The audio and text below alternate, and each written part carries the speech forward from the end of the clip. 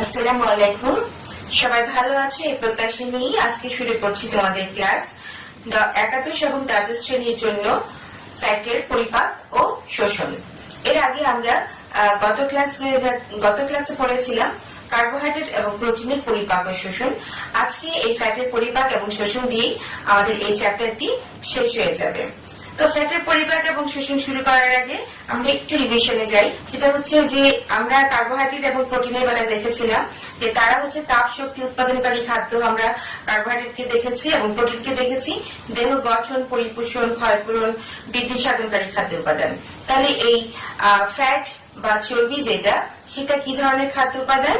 সেটি আমাদের তাপ শক্তি প্রদানকারী খাদ্য উপাদান। আমরা জানি যে 1 গ্রাম কার্বোহাইড্রেট এবং 1 গ্রাম প্রোটিন থেকে যেখানে 4 কিলো ক্যালোরি এনার্জি পাওয়া যায়, সেখানে 1 গ্রাম প্রোটিন থেকে 1 গ্রাম ফ্যাট থেকে পাওয়া যায় 9 কিলো ক্যালোরি এনার্জি। তো যাই হোক, এখন তোমাদের কি মনে আছে যে এই ফ্যাট যেটা, এটার রাসায়নিক গঠন কি? এর রাসায়নিক গঠনে আছে প্রচুর পরিমাণে কার্বন, হাইড্রোজেন এবং সামান্য পরিমাণে অক্সিজেন। অল্প পরিমাণে অক্সিজেন কিন্তু বেশি পরিমাণে থাকে কার্বন এবং হাইড্রোজেন। কার্বন এবং হাইড্রোজেন গুলো যদি সম্পৃক্ত অবস্থায় থাকে তাহলে আমরা সেই ফ্যাট গুলাকে স্যাচুরেটেড ফ্যাট বলি। আর কার্বন অণু যদি হাইড্রোজেন দ্বারা তার যে বন্ড গুলো আছে সবগুলো যদি ফুলফিল না থাকে, সে যদি আরো হাইড্রোজেন গ্রহণ করার ক্ষমতা রাখে, তাহলে সেই ফ্যাট গুলাকে বলা হয় আনস্যাচুরেটেড, স্যাচুরেটেড এবং আনস্যাচুরেটেড ফ্যাট।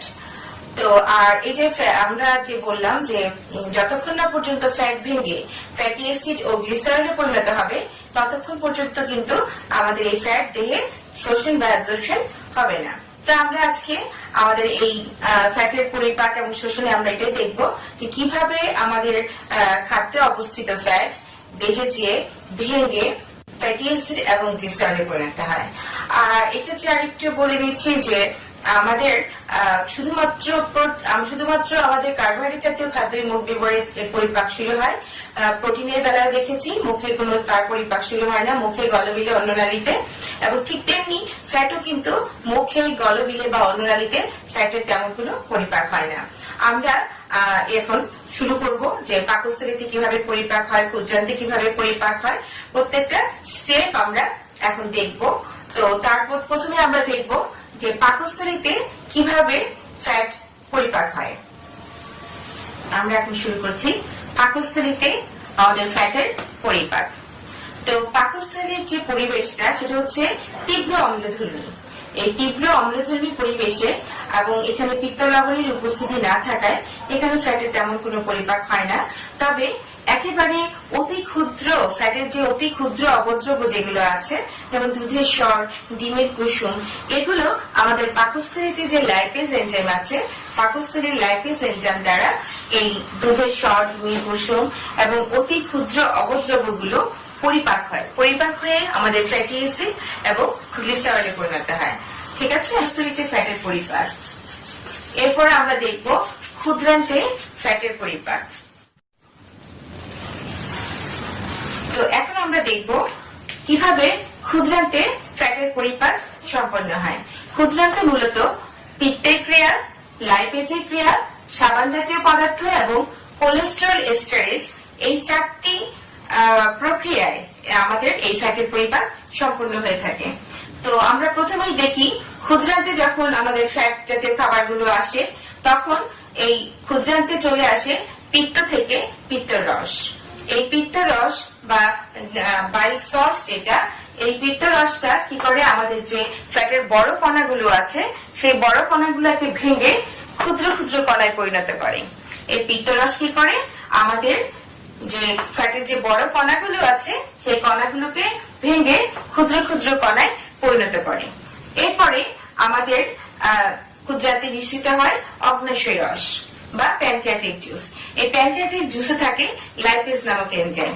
এই লাইপেজ এনজাইমটা আমাদের এই যে ক্ষুদ্র ক্ষুদ্র কণাগুলো আছে, অবদ্রবীভূত যে অংশ ফ্যাটের, অর্থাৎ ট্রাইগ্লিসারাইড যেগুলো, সেই ট্রাইগ্লিসারাইড গুলোকে এই অগ্ন্যাশয় লাইপেজ ভেঙে ডাইগ্লিসারাইড প্লাস ফ্যাটি অ্যাসিড উৎপন্ন করে।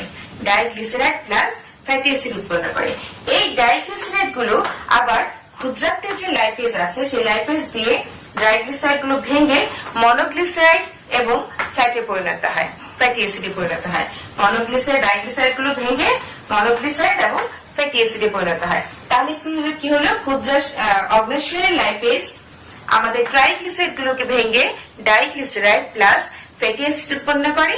ওই ডাইগ্লিসারাইড গুলো পরবর্তীতে আবারও ক্ষুদ্রান্তের লাইপেজ দ্বারা ভেঙে মনোগ্লিসারাইড এবং ফ্যাটি অ্যাসিড উৎপন্ন হয়। এই ফ্যাটি মনোগ্লিসারাইড গুলো আবার ক্ষুদ্রান্তের মানে আন্তরিক রসে যে লাইপেজ থাকে সেই লাইপেজ দ্বারা মনোগ্লিসারাইড গুলো ভেঙে গ্লিসারল প্লাস ফ্যাটি অ্যাসিডে পরিণত হয়। আর আমরা তো আগেই বলেছি যে যতক্ষণ না পর্যন্ত ফ্যাট ভেঙে ফ্যাটি অ্যাসিড এবং গ্লিসারল হবে ততক্ষণ পর্যন্ত এটা দিয়ে শোষিত হতে পারবে না। তাহলে আমাদের শোষণতম অণু ফ্যাটি অ্যাসিড এবং গ্লিসারলে পরিণত হয়ে গেল। এটা হলো আমাদের পিত্তের ক্রিয়া এবং লাইপেজের ক্রিয়া। আমরা এখানে দুটো দেখলাম। এরপরে আমরা দেখব যে কিভাবে আমাদের সাবান জাতীয় পদার্থ এবং কোলেস্টেরল এস্টারেজ কিভাবে ফ্যাটের উপর পরিপাকে কিভাবে অংশগ্রহণ করে বা কিভাবে কাজ করে। তো এই ক্ষেত্রে একটি কথা বলে রাখি, এই যে পিত্ত, হ্যাঁ, ক্ষুদ্রান্তের যে পিত্তের যে পিত্ত রস বা বাইল সল্ট যেটা আসে, এই বাইল সল্টটা কিন্তু আমাদের কোলেস্টেরল এস্টারেজ যে এনজাইমটা আছে, এই এনজাইমটা আসে আমাদের অগ্ন্যাশয় থেকে। এই অগ্ন্যাশয়ের কোলেস্টেরল এস্টারেজ এনজাইমটাকে এই বাইল সল্ট এটাকে অ্যাক্টিভ করে। এটা নিষ্ক্রিয় অবস্থায় ক্ষরিত হয়, কিন্তু এই বাইল সল্টের সংস্পর্শে এটা তখন সক্রিয় হয়ে যায়। তো আমরা এখন এটা মুছে দিব, মুছে দিয়ে তোমাদের সঙ্গে মুছে দিয়ে তারপরে আমরা দেখব সাবান জাতীয় পদার্থ এবং কোলেস্টেরল এস্টারেজ কিভাবে আমাদের ফ্যাটের পরিপাক ঘটে। তো এখন আমরা দেখব সাবান জাতীয় পদার্থ কিভাবে আমাদের ফ্যাটের পরিপাককে সাহায্য করে। এই সাবান জাতীয় পদার্থটা কিভাবে উৎপন্ন হয়, কোথা থেকে আসে সেটা আমরা দেখব। আমাদের যে ক্ষুদ্রান্ত বিবর, এই ক্ষুদ্রান্ত বিবরের যে ফ্যাটি অ্যাসিড গুলো আছে, এই ক্ষুদ্রান্ত বিবরের ফ্যাটি অ্যাসিড গুলোর সঙ্গে যখন সোডিয়াম আয়ন যুক্ত হয় আমাদের সাবান জাতীয় একটা পদার্থ উৎপন্ন হয়। এই সাবান জাতীয় পদার্থটা আমাদের যে ফ্যাটের যে কণাগুলো আছে সেই কণাগুলোকে আরো ক্ষুদ্রতর কণায় পরিণত করে, হওয়ার কারণেই ফ্যাটের পরিপাকটা সহজ হয়। তো যাই হোক, এই সাবান জাতীয় পদার্থ সরাসরি ফ্যাটের পরিপাক না করলেও তারা পরিপাক হতে সাহায্য করে থাকে। এখন আমরা সাবান জাতীয় পদার্থের পরে আমরা দেখব কোলেস্টেরল এস্টারেজ। এই অগ্ন্যাশয় রসের যে কোলেস্টেরল এস্টারেজ এনজাইম, এটা বাইল সল্টের সংস্পর্শে আমাদের সক্রিয় কোলেস্টেরল এস্টারেজ এনজাইমে পরিণত হয়। এবং এখন আমরা দেখব কিভাবে কোলেস্টেরল এস্টারেজ এনজাইমটা আমাদের ফ্যাট পরিপাকে সাহায্য করে। এখন কোলেস্টেরল এস্টারেজ অর্থাৎ আমাদের বাইল সল্ট এই অগ্ন্যাশয়ের কোলেস্টেরল এস্টারেজ যে এনজাইম আছে নিষ্ক্রিয়, সেটাকে সক্রিয় করে। সক্রিয় করার পর এই কোলেস্টেরল এস্টারেজটা আমাদের খাদ্যের মধ্যে যে কোলেস্টেরল এস্টার থাকে সেই কোলেস্টেরল এস্টার গুলোকে ভেঙে দেয়, ভেঙে কোলেস্টেরল গুলোকে ফ্রি করে দেয়, অর্থাৎ মুক্ত কোলেস্টেরল এবং ফ্যাটি অ্যাসিড উৎপন্ন হয়। তো দেখে নিই আমরা কোলেস্টেরল এস্টারেজ, এইটি খাদ্যের কোলেস্টেরল এস্টারকে ভেঙে মুক্ত কোলেস্টেরল এবং ফ্যাটি অ্যাসিডে পরিণত করে। এভাবেই মূলত আমাদের এই ক্ষুদ্রান্তে পিত্তের ক্রিয়া, লাইপেজের ক্রিয়া, সাবান জাতীয় পদার্থের ক্রিয়া এবং কোলেস্টেরল এস্টারেজের ক্রিয়ায় ফ্যাটের পরিপাক সম্পন্ন হয়ে থাকে। পরিপাক চার্ট, সেই চার্টটা আমি এখন এঁকে দিব। সেই চার্টটা আমরা ওই কার্বোহাইড্রেট এবং প্রোটিনের বেলায় দেখেছি। এতক্ষণ আমরা যা পড়েছি মোটামুটি তার একটা রিভিউ বা ওভারভিউ আমরা বলতে পারি। তাহলে আমরা সেই চার্টটি দেখি, চার্টটি দেখার পরে আমরা পড়বো কিভাবে ফ্যাট আমাদের দেহে অ্যাবজর্ব হয়। তো এখন আমরা দেখব যে আমাদের যে ওভারভিউ যেটা, অর্থাৎ পরিপাক, ফ্যাটের পরিপাক চার্ট, এনজাইম, উৎপত্তি স্থল, তার উপর কাজ করে এবং পরিণতি। এনজাইম আমরা প্রথমে এই পাকস্থলীতে দেখেছিলাম লাইপেজ। সেই লাইপেজটা পাকস্থলীতে উৎপত্তি হয়ে কি করে, তারা যে অবদ্রবিত স্নেহ আছে যেমন দুধের স্বর এবং কুসুম, সেগুলাকে ভেঙে ফ্যাটি অ্যাসিড এবং গ্লিসারলে পরিণত করে। এরপর খাবার যখন চলে আসে ক্ষুদ্রান্তে, সেই ক্ষুদ্রান্তের লাইপেজ এবং অগ্ন্যাশয় লাইপেজ এবং আন্তরিক লাইপেজ, এই লাইপেজ গুলো আমাদের কোথা থেকে ক্ষরিত হয় বা কোথা তাদের উৎপত্তি স্থান কোথায়, অগ্ন্যাশয় এবং ক্ষুদ্রান্তে। অগ্ন্যাশয় লাইপেজ অগ্ন্যাশয় থেকে আসে এবং আন্তরিক লাইপেজ ক্ষুদ্রান্ত থেকে উৎপন্ন হয়। এই দুই লাইপেজ আমাদের স্নেহগুলাকে ভেঙে ফ্যাটি অ্যাসিড এবং গ্লিসারলে পরিণত করে। এরপর আছে কি কোলেস্টেরল এস্টারেজ। এই কোলেস্টেরল এস্টারেজটা আমাদের ক্ষুদ্রান্তে উৎপন্ন হয়। এখানে কিন্তু একটু ভুল বলছি, এটা ক্ষুদ্রান্ত হবে না, কোলেস্টেরল এস্টারেজটা তো আমার অগ্নাশয়। এখানে সরি, এটা একটু ভুল লিখেছি, এখানে হবে অগ্নাশয়। তো আমাদের হয়ে গেল ফ্যাটের পরিপাক। এখন আমরা পড়বো ফ্যাটের শোষণ। আচ্ছা, এখন আমরা দেখব কিভাবে ফ্যাটের শোষণ ঘটে। ফ্যাটের শোষণটাও ঘটে ক্ষুদ্রান্তে। ক্ষুদ্রান্তের গ্রহণী এবং মধ্য ক্ষুদ্রান্ত দিয়ে সাধারণত ফ্যাটের শোষণ ঘটে থাকে। কিভাবে হয় এটা একটু মনে রাখতে হবে, জটিল প্রক্রিয়া। প্রথমে হচ্ছে আমার যে পিত্ত লবণ বাইল সল্ট, বাইল সল্টের কাজ কিন্তু ওখানে শেষ না। বাইল সল্ট আমাদের এই ফ্যাট জাতীয় খাদ্য অ্যাবজর্পশনে যথেষ্ট সহযোগিতা করে থাকে। কিভাবে সেটা বলছি। এই পিত্ত লবণ আমাদের ফ্যাটি অ্যাসিড প্লাস মনোগ্লিসারাইড এবং ডাইগ্লিসারাইড এগুলোর সঙ্গে যুক্ত হয়, যুক্ত হয়ে একটি মিশেলা উৎপন্ন করে, অর্থাৎ যেটাকে বলা হয় ক্ষুদ্র ক্ষুদ্র চর্বি কণা অথবা মিশেলা। তাহলে কি হচ্ছে খেয়াল করো, পিত্ত লবণ ফ্যাটি অ্যাসিড মনোগ্লিসারাইড এবং গ্লাইকোসাইড মিলে ক্ষুদ্র ক্ষুদ্র এই যে চর্বি কণাগুলোর একটা মিশেলা তৈরি হয়। এই মিশেলাটা কি হয়, আমাদের ক্ষুদ্রান্তের গ্রহণী এবং মধ্য ক্ষুদ্রান্তে যে ঝিল্লি কোষ আছে সেই ঝিল্লি কোষ দিয়ে বিশেষিত হয়। তাহলে কি এই পিত্ত লবণটাও বিশেষিত হয়ে যায়? না, সেখানে শুধুমাত্র ফ্যাটি অ্যাসিড গ্লিসারাইড গুলোই আমাদের শোষিত হয়, আর পিত্ত লবণটা আবার ক্ষুদ্রান্তে ফিরে আসে। আচ্ছা, এরপরে আমাদের ক্ষুদ্রান্তের কোষের মধ্যে আবার কি হয়, এই যে মনোগ্লিসারাইড গুলো যায়, এই কিছু মনোগ্লিসারাইড থেকে আবার ওই ক্ষুদ্রান্তের যে কোষ, ওই কোষের ভিতরেই ভেঙে ফ্যাটি অ্যাসিড এবং গ্লিসারলে পরিণত হয়। কিছু ভেঙে ফ্যাটি অ্যাসিড এবং গ্লিসারলে পরিণত হয়। আবার কিছু হয় কি, আমাদের লিপিডের ফসফরাসের সঙ্গে যুক্ত হয়ে ফসফোলিপিড উৎপন্ন হয়। তারপরে আমাদের এই ট্রাইগ্লিসারাইড, ফসফোলিপিড, কোলেস্টেরল, আমরা যেখানে কোলেস্টেরল এস্টারেজ থেকে যে আমরা মুক্ত কোলেস্টেরল পেয়েছিলাম সেই কোলেস্টেরল, এবং এগুলো প্রোটিনের সঙ্গে যুক্ত হয়। প্রোটিনের সঙ্গে যুক্ত হয়ে তারপরে শ্বেতকণা উৎপন্ন হয়। এই শ্বেতকণাগুলো কে বলা হয় কাইলোমাইক্রন। এই কাইলোমাইক্রন গুলো তারপর আমাদের প্রথমে যায় লসিকায় এবং লসিকা থেকে রক্তে চলে যায়। তাহলে এইভাবেই হয় মোটামুটি, এটাই হচ্ছে আমাদের মোটামুটি ফ্যাটের শোষণ বা বিশোষণ। তো আশা করি তোমরা বুঝতে পেরেছ।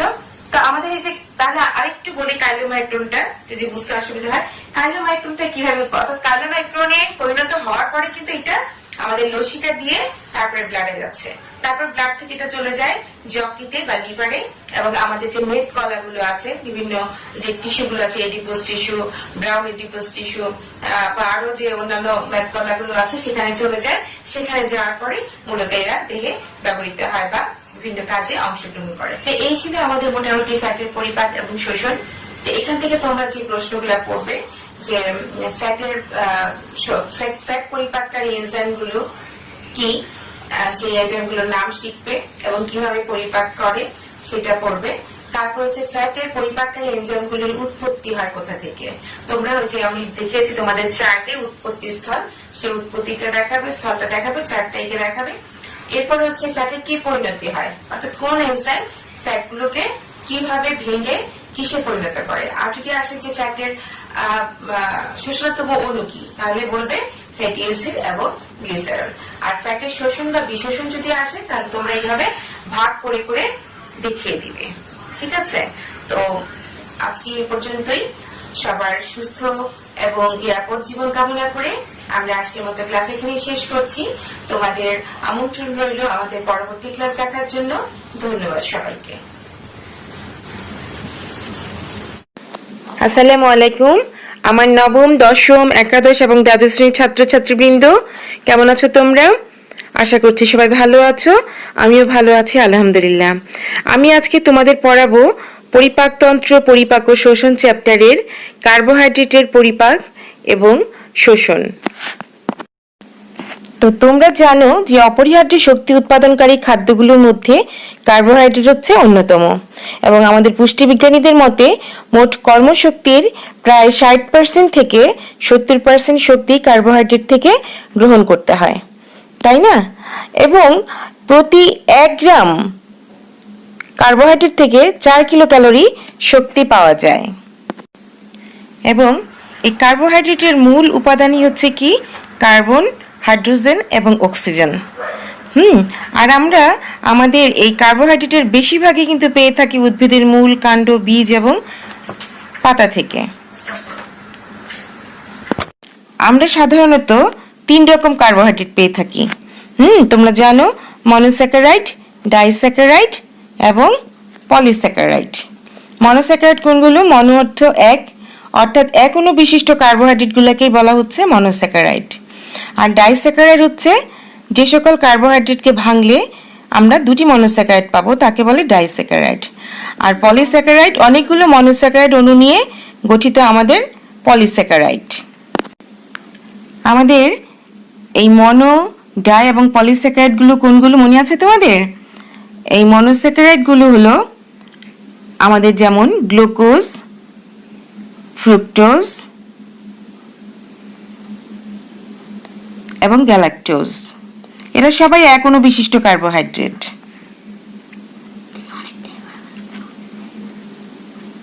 এরপর ডাইস্যাকারাইডগুলো হচ্ছে মল্টোজ, ল্যাকটোজ এবং সুক্রোজ। এই মল্টোজ পাওয়া যায় 2 অণু গ্লুকোজ থেকে, সুক্রোজ পাওয়া যায় গ্লুকোজ প্লাস ফ্রুক্টোজ থেকে, আর গ্যালাক্টোজ পাওয়া যায় গ্লুকোজ প্লাস গ্যালাক্টোজ, এটা মিলে হচ্ছে ল্যাকটোজ। এরপর পলিস্যাকারাইড। তো পলিস্যাকারাইডগুলো হচ্ছে স্টার্চ, গ্লাইকোজেন এবং সেলুলোজ।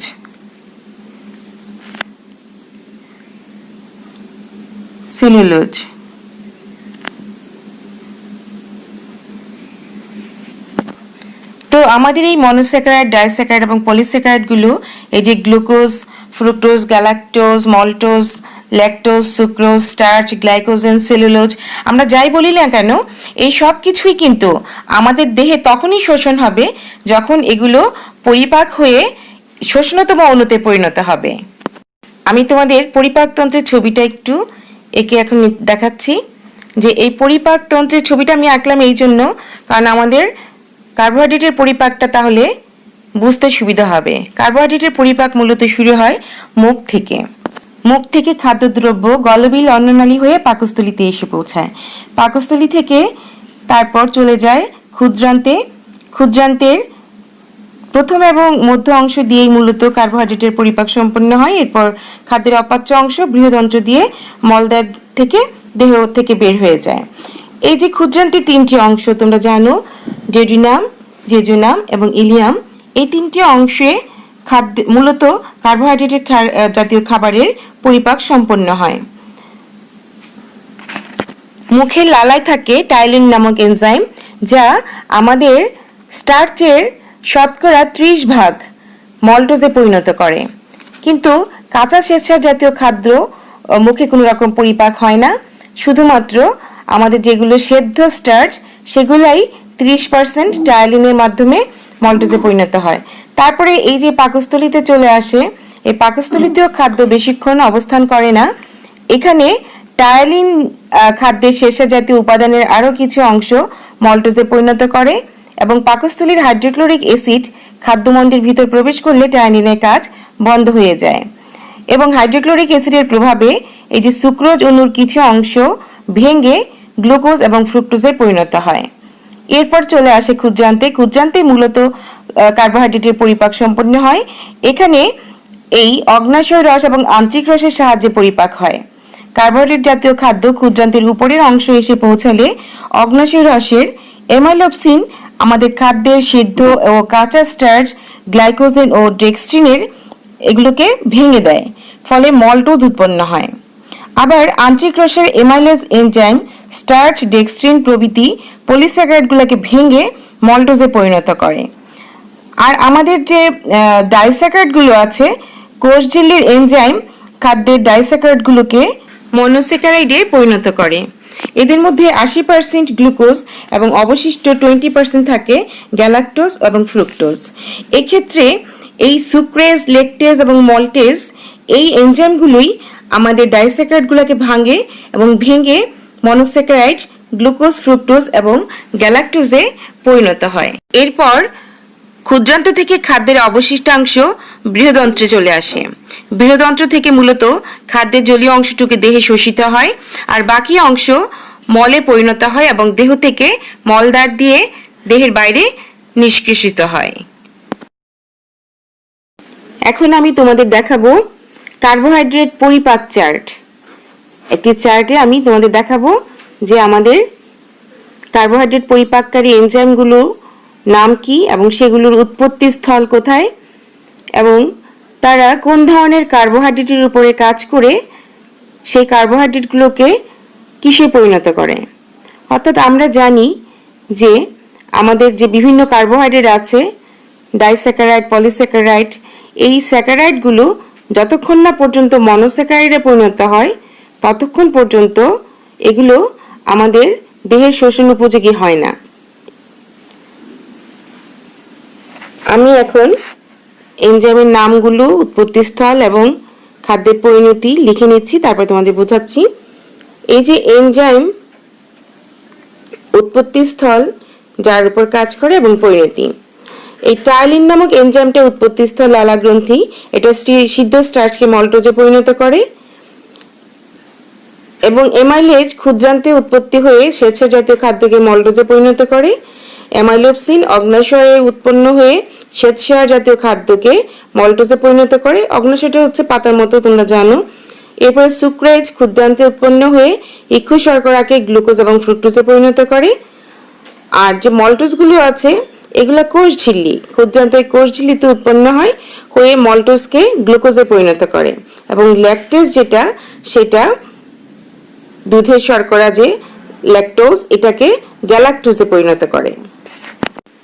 তো এই চার্ট থেকে আমরা বুঝতে পারলাম যে কোন এনজাইমগুলো, তাদের উৎপত্তিস্থল কোথায়, কোথা থেকে উৎপন্ন হয়ে আমাদের কোন ধরনের কার্বোহাইড্রেটের উপর কাজ করছে এবং এই ডাইস্যাকারাইড বা পলিস্যাকারাইডগুলোকে কিভাবে মনোস্যাকারাইডে পরিণত করছে। কারণ আমরা জানি যে যত কিছুই হোক না কেন এবং ডাইস্যাকারাইড, পলিস্যাকারাইডগুলো যতক্ষণ না পর্যন্ত মনোস্যাকারাইডে পরিণত হচ্ছে, শোষণতম অণুতে পরিণত হচ্ছে, ততক্ষণ পর্যন্ত কিন্তু এই কার্বোহাইড্রেটগুলো আমাদের দেহে শোষিত হবে না। শোষণের জন্য অবশ্যই এদেরকে সরল এবং শোষণতম অণুতে পরিণত হতে হবে, অর্থাৎ মনোস্যাকারাইডে পরিণত হতে হবে। এখন আমরা দেখব কার্বোহাইড্রেটের শোষণ।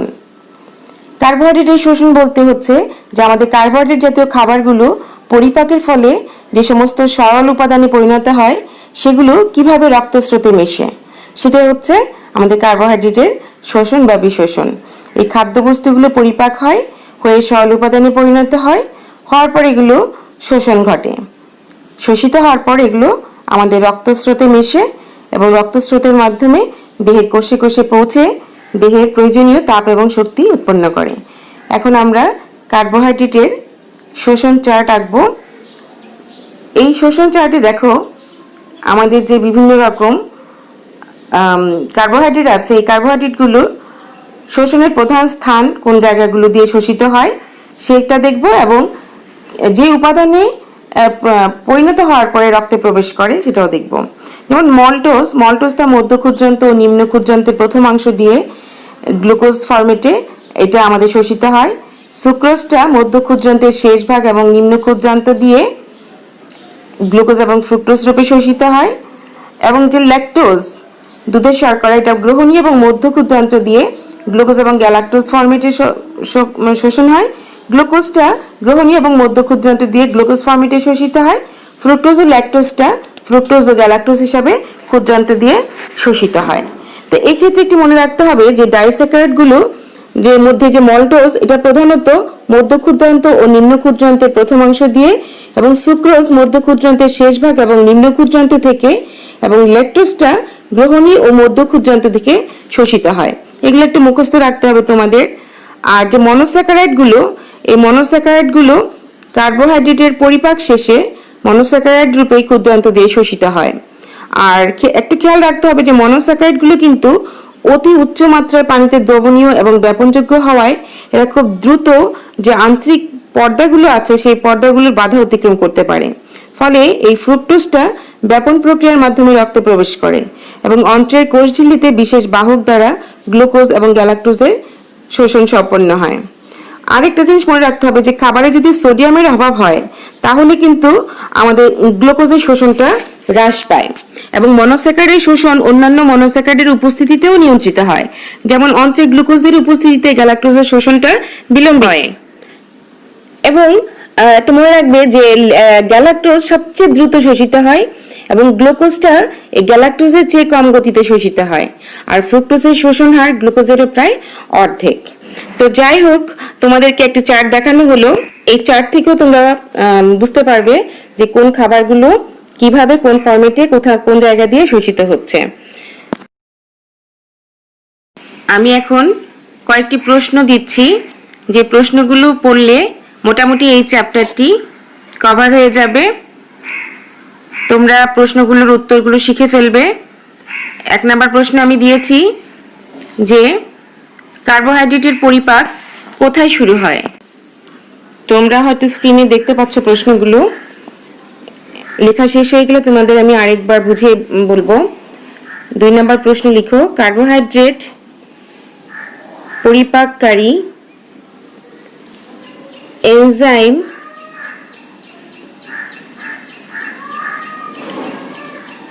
কার্বোহাইড্রেট পরিপাককারী এনজাইম সমূহের নাম, উৎপত্তি স্থল। অর্থাৎ তোমাদের যে কার্বোহাইড্রেট পরিপাক চার্টটি পড়িয়েছিলাম আর কি, উৎপত্তি স্থল ও যার উপর কাজ করে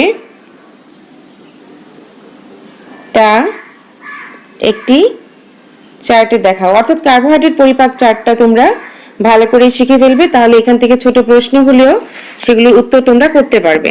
তো এই দুটি প্রশ্ন তোমরা লিখে নাও, কার্বোহাইড্রেটের পরিপাক কোথায় শুরু হয় এবং কার্বোহাইড্রেটের পরিপাককারী এনজাইম সমূহের নাম।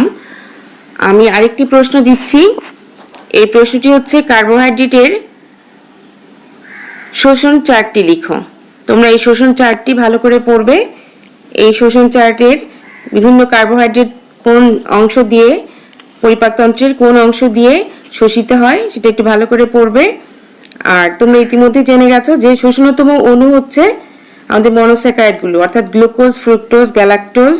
হ্যাঁ, এই যে মনোস্যাকারাইড গুলো, এই ফরম্যাটে আমাদের কার্বোহাইড্রেট শোষিত হয়ে রক্তে মেশে এবং রক্তের মাধ্যমে সারা দেহে কোষে কোষে ছড়িয়ে পড়ে এবং আমাদের কোষে তাপ এবং শক্তি উৎপন্ন করে।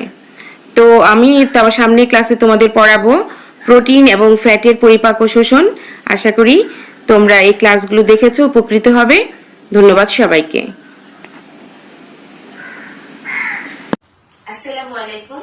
আমার নবম, দশম, একাদশ এবং দ্বাদশ শ্রেণীর ছাত্রছাত্রীবৃন্দ, তোমরা সবাই ভালো আছো এই প্রত্যাশা নিয়ে আজকে আমি শুরু করছি তোমাদের প্রোটিনের পরিপাক এবং শোষণ ক্লাস।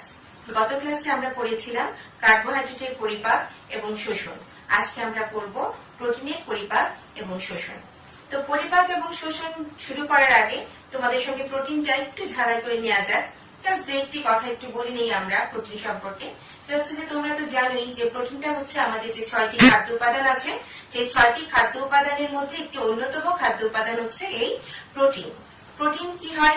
প্রোটিনটা আমাদের দেহ গঠন, ক্ষয়পূরণ, পরিপোষণ, বৃদ্ধি সাধন, এই সমস্ত কাজগুলো করে থাকে প্রোটিন। এছাড়া প্রোটিন আমাদের দেহের অনেক গুরুত্বপূর্ণ কাজ করে থাকে। সবচেয়ে বড় কথা হচ্ছে প্রোটিন ছাড়া কিন্তু আমরা আমাদের জীবদেহ কল্পনাই করতে পারি না। আমাদের যে জীবকোষ, সেই জীবকোষের গঠন উপাদান হচ্ছে কি প্রোটিন। এবং সবচেয়ে বড় কথা, আমাদের যে মাংসপেশি, আমাদের অস্থি এবং আমাদের যে রক্তের গঠন, এই রক্তের গঠনেও প্রয়োজন হয় এই প্রোটিন। প্রোটিন একটি অপরিহার্য উপাদান। এছাড়া আমাদের দেহে যে অ্যান্টিবডি, এনজাইম, এন্টিজেন এবং বিভিন্ন হরমোন কাজ করে এবং আমাদের দেহের হিমোগ্লোবিন গঠনেও এই প্রোটিন অপরিহার্য। আমরা জানি যে আমাদের দেহে 1 গ্রাম প্রোটিন ভেঙে কি হয়, 4 কিলো ক্যালোরি তাপ এবং শক্তি উৎপন্ন হয়। এটা আমাদের দেহ গঠন, ক্ষয়পূরণ, পরিপোষণ, বৃদ্ধি সাধন তো করেই, পাশাপাশি এটা কি করে থাকে, আমাদের দেহে তাপ এবং শক্তিও উৎপন্ন করে থাকে। এটা কম না, 1 গ্রাম কার্বোহাইড্রেট যেখানে 4 কিলো ক্যালোরি তাপ শক্তি দিয়ে থাকে, সেখানে আমাদের 1 গ্রাম প্রোটিন থেকে আমরা 4 কিলো ক্যালোরি এনার্জি পেয়ে থাকি। তো এই প্রোটিনটা আমাদের সোর্সটা কি তোমাদের মনে আছে যে আমরা কোথা থেকে প্রোটিন পাই? হ্যাঁ, আমরা এই প্রোটিন পেয়ে থাকি দুটা সোর্স থেকে, হ্যাঁ, এনিম্যাল সোর্স এবং প্ল্যান্ট সোর্স। অর্থাৎ প্রাণীজ উৎসগুলো থেকে আমরা যেটা পাই সেগুলো হচ্ছে কি কি?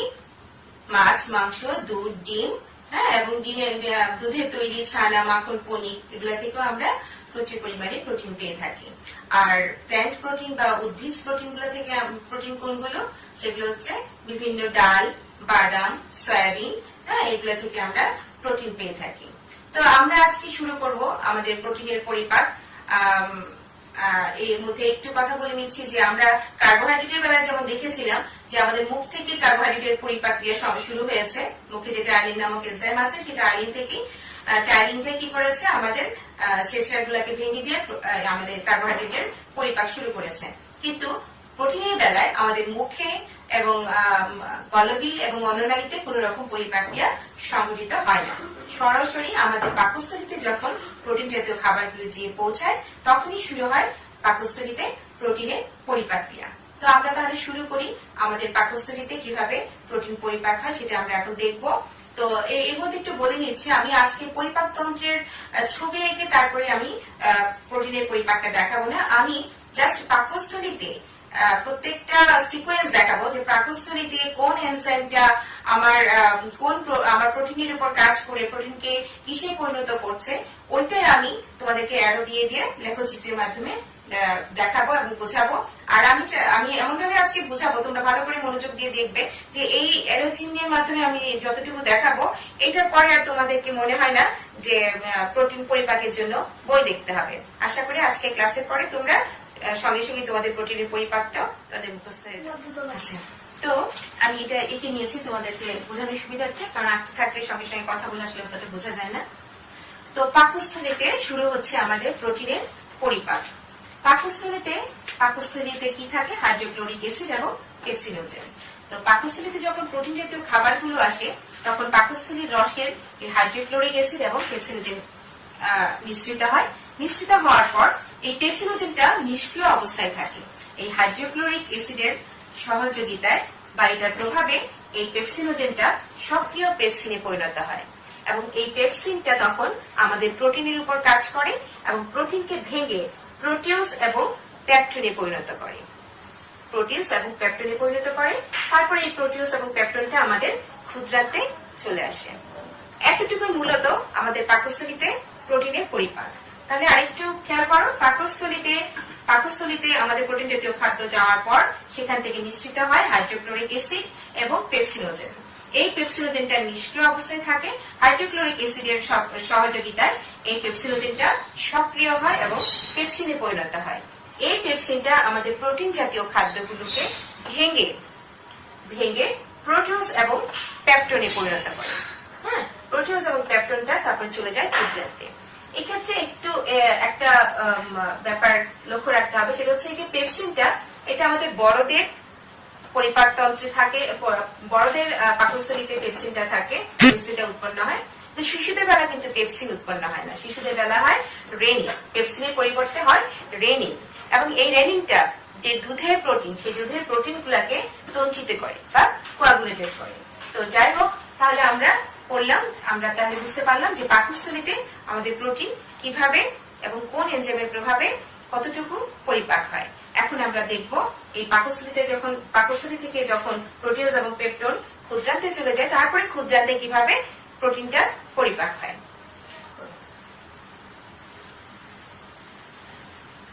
তো আমরা এখন দেখব ক্ষুদ্রান্তে কিভাবে আমাদের প্রোটিন পরিপাক হয়। তাহলে আমার পাকস্থলী থেকে যখন ক্ষুদ্রান্তে প্রোটিনের অণুগুলো, প্রোটিনের ক্ষুদ্র ক্ষুদ্র অংশগুলো, বিশ্লিষ্ট অংশগুলো চলে আসার পরপরই কি হয়? আমাদের অগ্নাশয় থেকে রস আসে, রস মিশ্রিত হয়।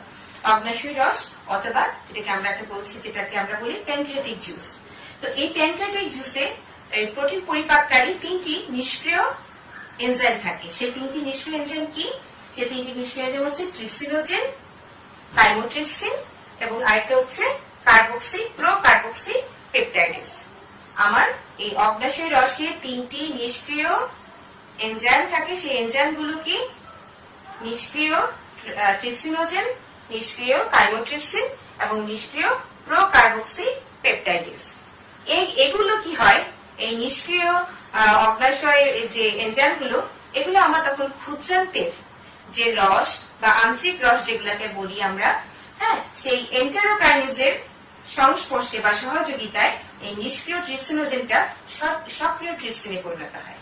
ঠিক তেমনি আমার প্রত্যেকটা নিষ্ক্রিয় এনজাইম, হ্যাঁ, এই ক্ষুদ্রান্ত রসের সংস্পর্শে বা সহযোগিতায় সেটা সক্রিয় এনজাইমে পরিণত হয়। যেমন নিষ্ক্রিয় কাইমোট্রিপসিনটা ট্রিপসিনের সহযোগিতায় বা সংস্পর্শে সক্রিয় কাইমোট্রিপসিনে পরিণত হয়। আবার ঠিক একইভাবে আমার ক্ষুদ্রান্তের ট্রিপসিনের সংস্পর্শে আমার অগ্নাশয় রসের নিষ্ক্রিয় প্রোকার্বক্সিপেপটাইডেজটা সক্রিয় কার্বক্সিপেপটাইডেজে পরিণত হয়। পরিণত হওয়ার পর এরা সক্রিয় হয়ে গেল এনজাইমগুলো। এখন কি হয়? তাহলে আমার কি হলো? আমার নিষ্ক্রিয় ট্রিপসিনোজেন ক্ষুদ্রান্তের এন্টেরোকাইনেজের সংস্পর্শে সক্রিয় ট্রিপসিনে পরিণত হলো, এবং এই সক্রিয় ট্রিপসিনটা আমার যে প্রোটিন এবং পেপটোন, এই প্রোটিন এবং পেপটোনটাকে ভেঙে দিয়ে ক্ষুদ্রতর পেপটাইড অণু তৈরি করে। কি করে? ক্ষুদ্রতর পেপটাইড অণু তৈরি করে। আচ্ছা, এরপরে আমার যে আমার যে নিষ্ক্রিয় কাইমোট্রিপসিনটা, এটা ট্রিপসিনের সংস্পর্শে সক্রিয় কাইমোট্রিপসিনে পরিণত হয়, এবং এই সক্রিয় কাইমোট্রিপসিনটা তখন আমার প্রোটিন এবং যে পলিপেপটাইড গুলো আছে ক্ষুদ্রান্তে, এই প্রোটিন এবং পলিপেপটাইডকে ক্ষুদ্রতর পেপটাইডে পরিণত করে। আমার পাকস্থলী থেকে যে প্রোটিন এবং পলিপেপটাইডটা আসছে আদ্র বিশ্লেষিত হয়ে বা বিশ্লিষ্ট হয়ে ভেঙে সেটা ক্ষুদ্রতর পেপটাইডে পরিণত হয়। আবার আমার যে নিষ্ক্রিয় প্রোকার্বক্সিপেপটাইডেজ, যেটা আমার ক্ষুদ্রান্তের ট্রিপসিনের সংস্পর্শে এসে সক্রিয় হয়েছে, সক্রিয় হয়ে কার্বক্সিপেপটাইডেজে পরিণত হয়েছে। এই কার্বক্সিপেপটাইডেজটা আমার যে পেপটাইড, আমার সেই পেপটাইড অণুর উপর কাজ করে সেই পেপটাইড অণুগুলোকে ক্ষুদ্রতর পেপটাইড এবং মুক্ত অ্যামাইনো অ্যাসিডে পরিণত করে, ক্ষুদ্রতর পেপটাইড উৎপন্ন করে এবং amino acid, free amino acid তখন সে রিলিজ করে। এই হলো আমার মোটামুটি ক্ষুদ্রান্তের কিভাবে ক্ষুদ্রান্তে কিভাবে আমার প্রোটিনটা পরিপাক হয় সেটা তোমরা দেখলে হচ্ছে। তো আমরা যেহেতু জানি যে আমাদের যতক্ষণ না পর্যন্ত আমাদের প্রোটিন ভেঙে মুক্ত অ্যামাইনো অ্যাসিডে পরিণত হচ্ছে, ততক্ষণ পর্যন্ত কিন্তু আমাদের এই প্রোটিনগুলো আমাদের শরীরে অ্যাবজর্ব হবে না এবং কোনো কাজে অংশগ্রহণ করতে পারবে না। তো তাহলে আমরা এখানে দেখলাম যে ক্ষুদ্রতর পেপটাইড অণুতে পরিণত হয়েছে, এখানেও ক্ষুদ্রতর পেপটাইডে পরিণত হয়েছে, এখানেও ক্ষুদ্রতর পেপটাইড আছে কিছু, আবার অ্যামাইনো অ্যাসিড। এই অ্যামাইনো অ্যাসিডে যখন রিলিজ হবে তখন সেটা বডিতে অ্যাবজর্ব হয়ে যাবে। তাহলে আমার এই ক্ষুদ্রতর পেপটাইড অণুগুলো আবার পরিপাক হওয়ার জন্য আমার পরে এই ক্ষুদ্রান্তেরই পরের স্টেপে যেতে হবে। হ্যাঁ, সেখানে আমার আর অগ্নাশয় কাজ করবে না, সেখানে আমার ক্ষুদ্রান্তের শেষ অংশে, শেষ বিপরে ক্ষুদ্রান্তের কোষ ঝিল্লি থেকে কিছু রস নিঃসৃত হবে, সেগুলাতে 3টি এনজাইম আছে, সেই এনজাইম গুলো পরবর্তী কাজটা করবে। তো চলো আমরা এখন দেখি, এটা মুছে ফেলি, পরের কাজটা কিভাবে হয়। তো এখন আমরা দেখব যে একেবারে ক্ষুদ্রান্তের শেষ অংশে আমাদের অগ্নাশয় রসের কাজ শেষ, এরপরে ক্ষুদ্রান্তের শেষ অংশ, ক্ষুদ্রান্তের জেজুনাম এবং ইলিয়ামে আমাদের প্রোটিনের পরিপাক। প্রোটিনের পরিপাকের একেবারে শেষ অংশে আমরা চলে আসছি। এখানে ক্ষুদ্রান্তের যে কোষ ঝিল্লি আছে, কোষ ঝিল্লি থেকে নিঃসৃত যে রস, সেই রসে আমাদের 3টা আমরা এনজাইম দেখতে পাই, অ্যামাইনো পেপটাইডেজ, ট্রাইপেপটাইডেজ এবং ডাইপেপটাইডেজ। এখানে এই অ্যামাইনো পেপটাইডেজটা পেপটাইডের উপর কাজ করে, এই পেপটাইড গুলাকে ভেঙে দেয়, ভেঙে অ্যামাইনো অ্যাসিড এবং ক্ষুদ্রতর পেপটাইডে পরিণত করে। তারপরে এখানে যে অ্যামাইনো অ্যাসিড, এটা তো রিলিজ হয়ে গেল, ফ্রি অ্যামাইনো অ্যাসিড। এখানে ক্ষুদ্রতর পেপটাইডটা, অর্থাৎ যেগুলো ট্রাইপেপটাইড আছে, এই ট্রাইপেপটাইড গুলাকে ট্রাইপেপটাইডেজ, এই ট্রাইপেপটাইডেজ এনজাইমটা এই ট্রাইপেপটাইড গুলোকে ভেঙে ডাইপেপটাইডে পরিণত করে এবং অ্যামাইনো অ্যাসিড রিলিজ করে দেয়। এরপর আমাদের এই যে ডাইপেপটাইড গুলো উৎপন্ন হলো, এই ডাইপেপটাইড গুলোকে আবার ডাইপেপটাইডেজ যে এনজাইম আছে, সেই এনজাইমটি এই ডাইপেপটাইড গুলোকে ভেঙে দেয়, ডাইপেপটাইডের বন্ড গুলোকে ভেঙে দিয়ে সে অ্যামাইনো অ্যাসিড উৎপন্ন করে, অর্থাৎ মুক্ত অ্যামাইনো অ্যাসিড রিলিজ করে দেয়। তো এইভাবে মূলত আমাদের ক্ষুদ্রান্তে এসে আমাদের প্রোটিনের পরিপাক্রিয়া সম্পন্ন হয়। এরপরে আমি তোমাদেরকে দেখাবো, একটা ছক আছে তোমাদের বইতে, সেই ছকটি সেটা হচ্ছে প্রোটিন পরিপাক চার্ট। তো সেই চার্টটি মূলত আমরা এতক্ষণ যা পড়লাম সেটারই একটা ওভারভিউ। তো ওই তারপরে আমি তোমাদেরকে ওই চার্টটা দেখাবো। তো চলো ওই চার্টটি দেখা যাক। আচ্ছা, তো আমি ছকটি এঁকে নিয়েছি। এই ছকটি তোমরা খেয়াল করে দেখো, তোমাদের বইতেও আছে। এতক্ষণ আমরা যে কথাগুলো পড়েছি মূলত তারই একটা পূর্ণাঙ্গ চিত্র এটা। প্রোটিনের পরিপাক চার্ট। হ্যাঁ, প্রথমে এনজাইমগুলো উৎপত্তি স্থল, যার উপর কাজ করে এবং খাদ্যের কি পরিণত হয়। তো তোমরা এতক্ষণ যেগুলো পড়েছো এটা একটু ঝালাই করে নাও, যে আমরা এনজাইম দেখেছি যে আমাদের পাকস্থলীতে কি কি এনজাইম, পেপসিন এবং রেনিন, এটা পাকস্থলীতে এটা প্রোটিন গুলোকে ভেঙে কি করে প্রোটিনেজ এবং পেপটোনে পরিণত করে। আবার আমার অগ্নাশয় যখন ক্ষুদ্রান্তে আমার এই ইয়েগুলো চলে আসে, প্রোটিন পেপটোন এগুলো চলে আসে, তখন আমার ক্ষুদ্রান্তে আসলে পরে এই ক্ষুদ্রান্তে আসলে এই অগ্নাশয় থেকে তখন নিশ্চিত হয় তিনটি এনজাইম, ট্রিপসিন, থাইমোট্রিপসিন এবং কার্বোক্সিপেপটাইডেজ। এই তিনটি এনজাইম আমার প্রোটিন, পলিপেপটাইড এবং পেপটাইড গুলোকে ভেঙে ক্ষুদ্রতর পেপটাইড এবং অ্যামাইনো অ্যাসিডে পরিণত করে। এরপরে খাবার ওখানে অগ্নাশয়ের কাজ শেষ হয়ে যায়। এরপরে আমার যে এখানে যে আমার ক্ষুদ্রতর পেপটাইড উৎপন্ন হয়, এই ক্ষুদ্রতর পেপটাইড গুলাকে, অর্থাৎ আমার যে ডাইপেপটাইড, ট্রাইপেপটাইড বা আরো বড় যে পেপটাইড অণুগুলো থাকে সেগুলোকে ভাঙার জন্য আমাদের এই ক্ষুদ্রান্তের যে ঝিল্লি, ক্ষুদ্রান্তের ঝিল্লি, ক্ষুদ্রান্তের বিবর্তিত ক্ষুদ্রান্তের ঝিল্লি থেকে আসে এমাইনো পেপটাইডেজ, আরেকটি এনজাইম। এই এমাইনো পেপটাইডেজ এনজাইমটা কি করে আমাদের পেপটাইডের উপরে কাজ করে, এই পেপটাইড গুলাকে ক্ষুদ্রতর পেপটাইডে পরিণত করে এবং অ্যামাইনো অ্যাসিড রিলিজ করে এবং অ্যামাইনো অ্যাসিড উৎপন্ন হয়। এরপরে ট্রাইপেপটাইডেজ যে এনজাইমটা আছে, এই ট্রাইপেপটাইডেজটা কি করে আমার ক্ষুদ্রান্তের ঝিল্লি থেকে, ক্ষুদ্রান্তের যে কোষ ঝিল্লি আছে সেখান থেকে নিঃসৃত হয়, হয়ে সেটা আমার যে ট্রাইপেপটাইড গুলো আছে এই ট্রাইপেপটাইড অণুগুলোর উপরে, প্রোটিনের অণুগুলোর উপরে কাজ করে সেই ট্রাইপেপটাইড গুলোকে ভেঙে ডাইপেপটাইডে পরিণত করে এবং একটি প্রোটিন একটি অ্যামাইনো অ্যাসিড রিলিজ করে। তারপরে আমাদের ডাইপেপটাইড গুলোকে ভাঙার জন্য আবার ডাইপেপটাইডেজ এনজাইম রয়েছে, সেটাও ক্ষুদ্রান্তের কোষঝিল্লি থেকে নিঃসৃত হয়। সেটা নিঃসৃত হয়ে আমার ডাইপেপটাইড যে অণুগুলো আছে সেই ডাইপেপটাইড অণুগুলোকে ভেঙে তারপরে কি করে অ্যামাইনো অ্যাসিড, মুক্ত অ্যামাইনো অ্যাসিড রিলিজ করে। আর যখনই আমরা জানি যে আমাদের যখনই মুক্ত অ্যামাইনো অ্যাসিড রিলিজ হয়ে যাবে তখন জানতো সেই ক্ষুদ্রান্তের বিপদ দিয়ে অ্যাবজর্ব হয়ে যাবে, অ্যাবজর্ব হয়ে সেটা কোথায় চলে যাবে, রক্তে চলে যাবে। তো এতটুকুই আমাদের মোটামুটি প্রোটিনের পরিপাক। তো আশা করি তোমাদের এই প্রোটিনের পরিপাকটি খুব ভালোভাবে তোমরা শিখতে পেরেছো। তো আমাদের এখন আমরা বড় প্রোটিনের শোষণটা কিভাবে হয়। তো এখন আমরা একদম আমাদের আজকের প্রোটিনের পরিপাক ও শোষণের শেষ অংশে চলে আসছি। এখন আমরা দেখবো শোষণটা কিভাবে হয় প্রোটিনের। তো আমরা যখন প্রোটিনের আমার প্রোটিন পরিপাক হয়ে গেল, আমার সবগুলো মুক্ত অ্যামাইনো অ্যাসিড রিলিজ হয়ে গেল, তখন এই ক্ষুদ্রান্তের যে শেষ অংশ অর্থাৎ জেজুনাম ও ইলিয়াম, মধ্য এবং শেষ ক্ষুদ্রান্ত জেজুনাম এবং ইলিয়াম, এখানে আমার এই অ্যামাইনো অ্যাসিড গুলা দুভাবে অ্যাবজর্ব হয়। সেটা একটা হচ্ছে সক্রিয় পদ্ধতিতে। সক্রিয় পদ্ধতির ক্ষেত্রে আমার যে ভিটামিন B6 আছে আর যে ম্যাঙ্গানিজ, তারা আবার কোএনজাইম রূপে সাহায্য করে।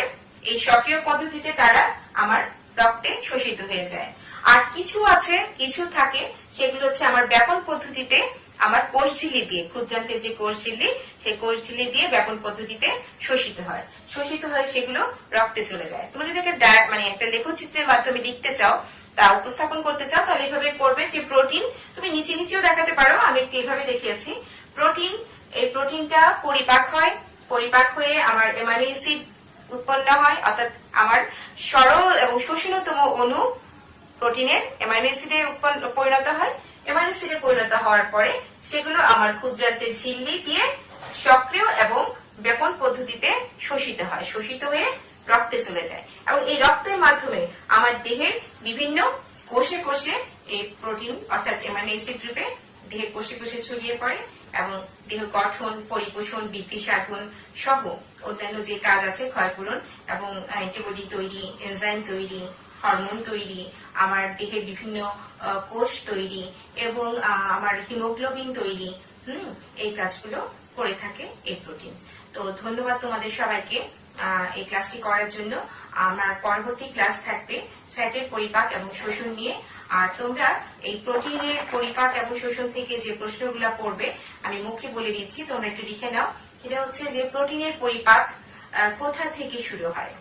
প্রোটিনের পরিপাক পরিপাকতন্ত্রের কোন অংশে শুরু হয়, এটা একটা প্রশ্ন। তারপরে তোমরা শিখবে পরিপাকতন্ত্রে প্রোটিনের পরিপাককারী এনজাইমগুলো কি, এবং ক্ষুদ্রান্তে প্রোটিনের পরিপাককারী এনজাইমগুলো কি। হ্যাঁ, আবার একটা ওভারঅল প্রশ্ন হয় যে প্রোটিনের পরিপাককারী এনজাইমগুলোর নাম লিখো, তখন সবগুলো এনজাইমের নামই তোমরা লিখবে। তারপরে যদি বলে যে ক্ষুদ্রান্তে প্রোটিনের পরিপাক কিভাবে ঘটে দেখাও, তখন তোমরা ক্ষুদ্রান্তের অংশটুকু দেখাবে। যখন বলবে যে কিভাবে প্রোটিনের শোষণ ঘটে বা প্রোটিনের শোষণটি লেখচিত্রের মাধ্যমে উপস্থাপন করো, তখন তোমরা এটা দেখাবে। আবার লেখচিত্র না চাইলেও যদি বলে প্রোটিনের শোষণ লিখো, হ্যাঁ, তখন তোমরা এই প্রোটিনের শোষণটি দেখিয়ে দিবে। তো এভাবেই তোমরা প্রিপারেশন নিবে। তো ধন্যবাদ তোমাদের সবাইকে। তোমাদের সুস্থতা এবং নিরাপদ জীবন কামনা করে এখানে শেষ করছি। ধন্যবাদ সবাইকে। আসসালামু আলাইকুম। আমার নবম, দশম, একাদশ এবং দ্বাদশ শ্রেণীর ছাত্রছাত্রীবৃন্দ, আশা করি তোমরা ভালো আছো। আমিও ভালো আছি, আলহামদুলিল্লাহ। তো আজকে আমি একাদশ এবং দ্বাদশ শ্রেণীর দশম অধ্যায়ের পরিপাকতন্ত্র পড়াবো। আর নবম এবং দশম শ্রেণীর ছাত্রছাত্রীরা তোমাদের পঞ্চম অধ্যায়ে, তোমরা গার্হস্থ্য বিজ্ঞানের পঞ্চম অধ্যায়ে তোমরা এই পরিপাকতন্ত্র চ্যাপ্টারটি পাবে। তো যেহেতু নবম, দশম, একাদশ এবং দ্বাদশ সবার জন্য এটি কমন, সেজন্য আমি এই চ্যাপ্টারটি চুজ করেছি। আর এটিও তোমাদের জন্য অত্যন্ত গুরুত্বপূর্ণ একটি চ্যাপ্টার। তো আমরা কথা না বাড়িয়ে আমি চলে যাই পরিপাকতন্ত্রে। আমি এখানে একটি ছবি এঁকে নিয়েছি, তোমাদেরকে ছবিটি দেখিয়ে আমি পরিপাকতন্ত্র বুঝিয়ে দিব। আশা করি তোমরা ভালোভাবে বুঝতে পারবে। খেয়াল করো, আমরা পড়ব পরিপাকতন্ত্র। তো প্রথমে আমরা পড়ব পরিপাকতন্ত্র কাকে বলে। দেহের যে অংশের মাধ্যমে বিভিন্ন ধরনের খাদ্যবস্তু গ্রহণ, অর্থাৎ আমরা মুখ দিয়ে খাবারটা গ্রহণ করি, খাদ্যবস্তু পরিপাক, এটা হচ্ছে আমাদের পরিপাকতন্ত্র। এই খাদ্যবস্তু পরিপাক ও শোষণ হয়, এবং অপাচ্য অংশটুকু, যে অংশটা পরিপাক হয় না, সে অপাচ্য অংশটুকু দেহ থেকে নিষ্কাশিত হয়, তাকে বলা হয় পরিপাকতন্ত্র। অর্থাৎ যে তন্ত্রের মাধ্যমে খাদ্যবস্তু গ্রহণ, পরিপাক এবং নিষ্কাশিত হয়, তাকে বলা হয় পরিপাকতন্ত্র। আমাদের এই পরিপাকতন্ত্রটা দুটি অংশ নিয়ে গঠিত। একটা হচ্ছে পৌষ্টিক নালী, এই মুখবিবর থেকে পায়ুপথ পর্যন্ত যে বিস্তৃত নালীটা, এই নালীটাকে আমরা বলছি পৌষ্টিক নালী। আর রয়েছে কি পরিপাক গ্রন্থি। পরিপাক গ্রন্থি তিন ধরনের হয় আবার, লালাট গ্রন্থি, যকৃৎ এবং অগ্নাশয়। আমরা পরিপাক গ্রন্থি পরে পড়বো, আগে আমরা পরিপাক তন্ত্রটা ভালো করে বুঝে বা পড়ে নেব। আচ্ছা, পরিপাক তন্ত্রের প্রথমে রয়েছে কি পৌষ্টিক নালী। এই নালীটা হচ্ছে মুখ বিবর থেকে পায়ুপথ পর্যন্ত বিস্তৃত। প্রথমে আছে কি মুখবিবর, এই যে মুখ, হ্যাঁ, এটাকে আমরা বলেছি এই যে মুখবিবর। এই মুখবিবর তিনটি অংশ নিয়ে গঠিত। কি কি আছে? ঠোঁট আছে, জিহ্বা আছে এবং দাঁত আছে। এই মুখবিবরে কি আছে? ঠোঁট, জিহ্বা এবং দাঁত। আমাদের মুখের সম্মুখে উপরে ও নিচে দুটি ডোষ্ট থাকে বা দাঁত, ঠোঁট থাকে। এরপরে জিহ্বা হচ্ছে স্বাদ কোরক থাকে, এর মধ্যে আমরা বিভিন্ন খাবারের স্বাদগুলো বুঝতে পারি। তারপরে হচ্ছে দন্ত, দাঁত। প্রত্যেকটা প্রাপ্তবয়স্ক ব্যক্তির কি থাকে? দুই চোয়ালে 16টি করে মোট 32টি দাঁত থাকে। তার মধ্যে কিছু থাকে, 4টি থাকে কর্তন দাঁত, তারপরে হচ্ছে 2টি থাকে ছেদন দাঁত, এবং 4টি থাকে হচ্ছে চর্বণ দাঁত, আর পেষণ দাঁত থাকে দুপাশে মোট 6টি। আর এদের কাজ হচ্ছে খাদ্যদ্রব্য মুখে দেওয়ার পর, আমরা যখন খাবার দাবার খাই, মুখে দেওয়ার পর জিহ্বা কি করে? জিহ্বার মধ্যে যে লালা আছে, সেই লালায় খাদ্য বা জিহ্বাটা খাবার নাড়াচাড়া করতে সাহায্য করে, এবং দাঁত আমাদের শক্ত খাদ্যগুলো টেনে ছিঁড়ে কেটে টুকরোতে পরিণত করে, এবং চর্বণ দাঁতের মাধ্যমে, পেষণ দাঁতের মাধ্যমে এগুলাকে পিষে তারপর গলধকরণের চেষ্টা করে। তো তারপরে রয়েছে এই মুখ বিবর, আমরা পড়ে ফেললাম। এরপরে রয়েছে গলবিল। এই মুখ বিবরের পরের অংশটাই, আমাদের গলার যে অংশটা, সেটাকে বলা হয় গলবিল। এই গলবিলটা হচ্ছে কি মুখ বিবরের ঠিক পেছনের অংশ, পেছনে প্রায় 10 সেন্টিমিটার দীর্ঘ একটি ফানেল আকার। এই মুখ বিবরের পেছনে 10 সেন্টিমিটার দীর্ঘ ফানেল আকার, ফানেলের মতো দেখতে। এই 10 সেন্টিমিটার দীর্ঘ ফানেল আকার অংশটাকে বলা হয় গলবিল। এই গলবিলের পরেই রয়েছে কি, এই গলবিলের পরেই রয়েছে যেটা, সেটা হচ্ছে অন্ননালী।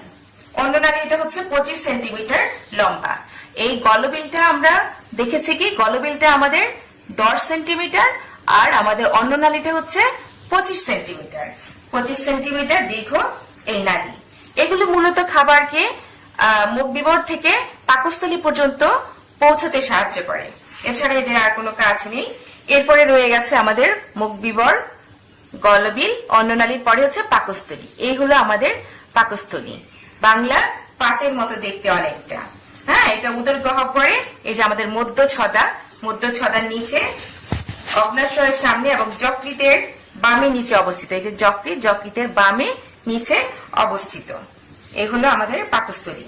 এই পাকস্থলীটার দৈর্ঘ্যে 25 সেন্টিমিটার, এইখান থেকে এখানে দৈর্ঘ্যে 25 সেন্টিমিটার এবং প্রস্থে হয় 15 সেন্টিমিটার। ঠিক আছে, এই পাকস্থলীর আবার 3টা অংশ। এই যে মাঝখানের যে অংশ, এটাকে বলা হচ্ছে বডি। হ্যাঁ, নিচের অংশটাকে বলা হচ্ছে পাইলোরাস, আর উপরের অংশটাকে, উপরের যে অংশ, এই উপরের অংশটাকে বলা হয় ফান্ডাস। উপরের অংশটা ফান্ডাস, পাইলোরাস এবং মাঝখানেরটাকে বলা হয় বডি।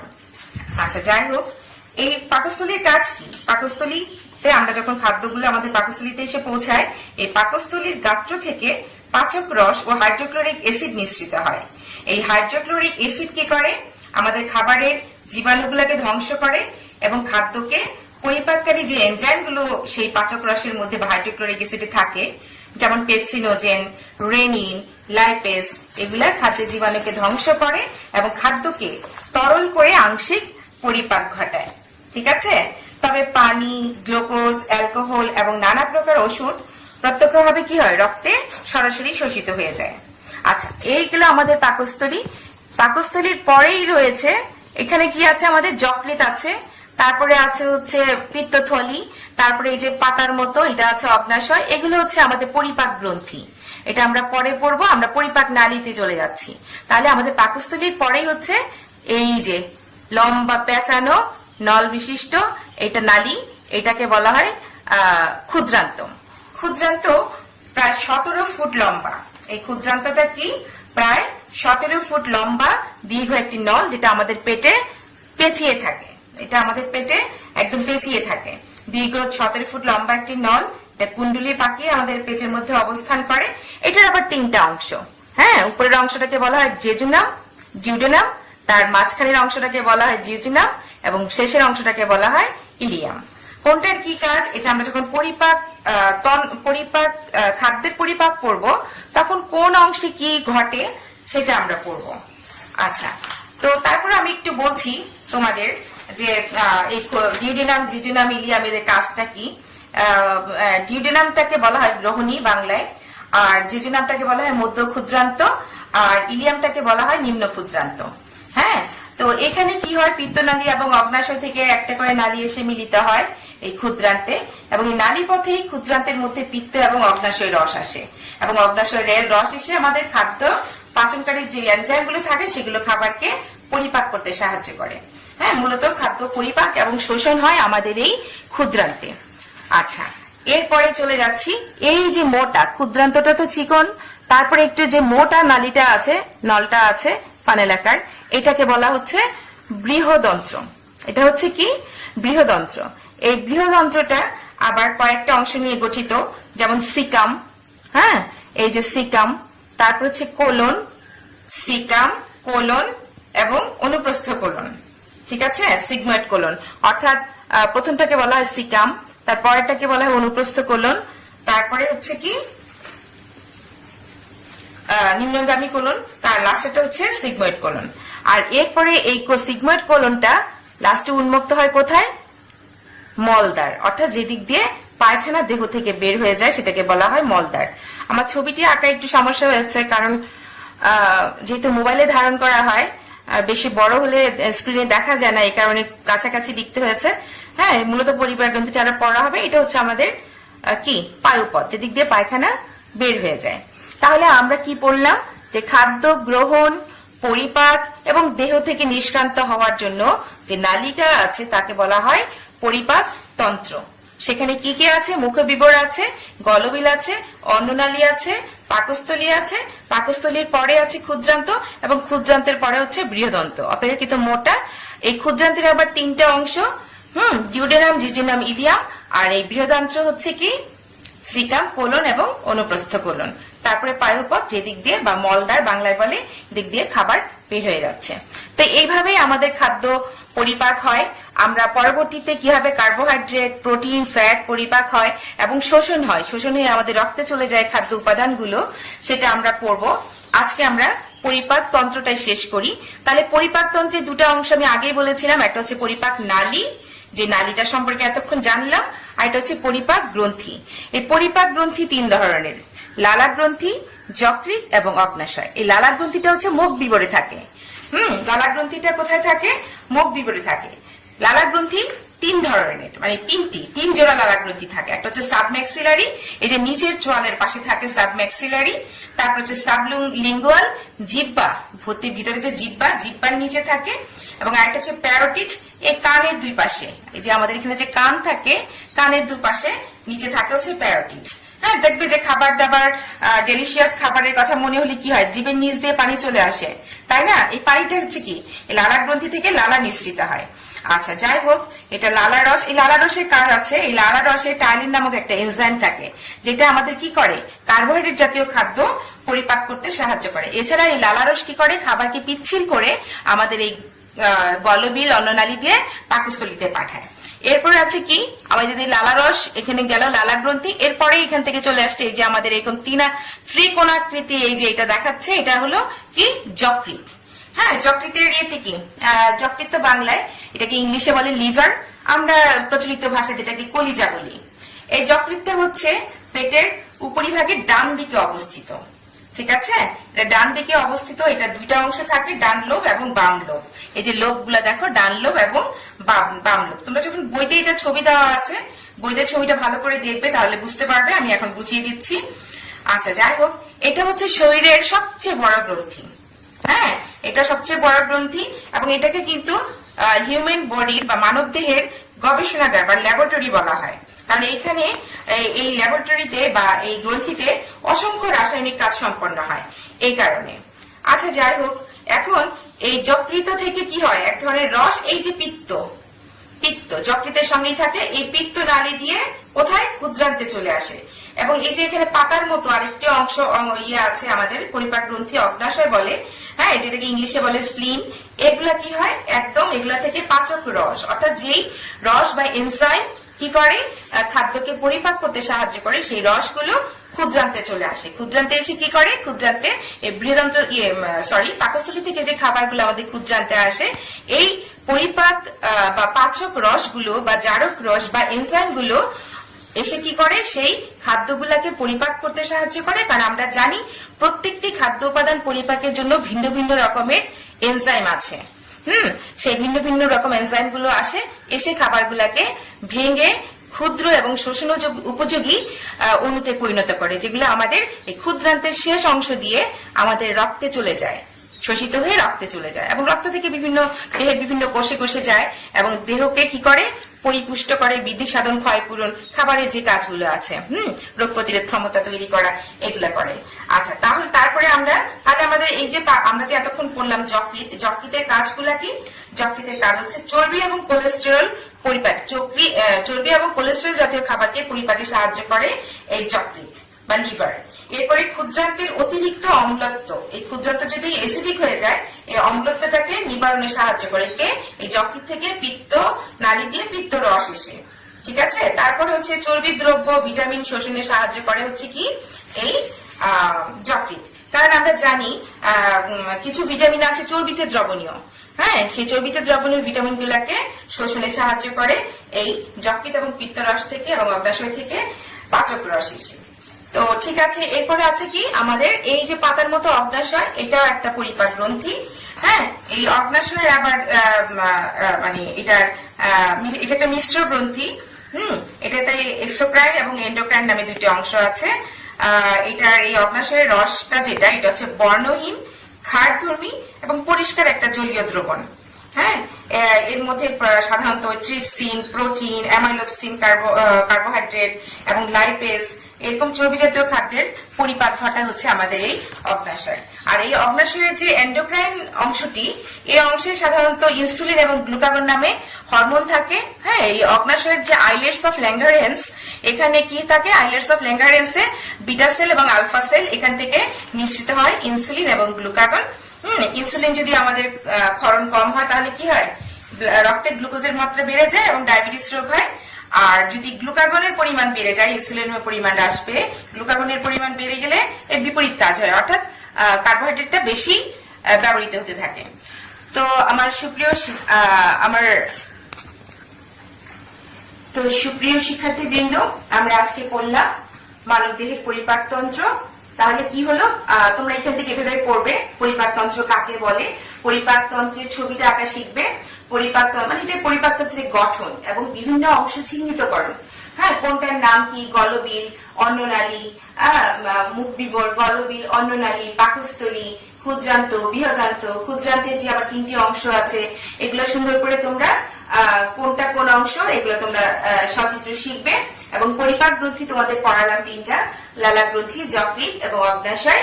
এই লালা গ্রন্থি গুলার কাজ কি, যকৃৎ বা লিভারের কাজ কি, আর অগ্নাশয়ের কাজ কি, সেগুলো ভালো করে পড়বে। তো আজকে এই পর্যন্তই। তোমাদের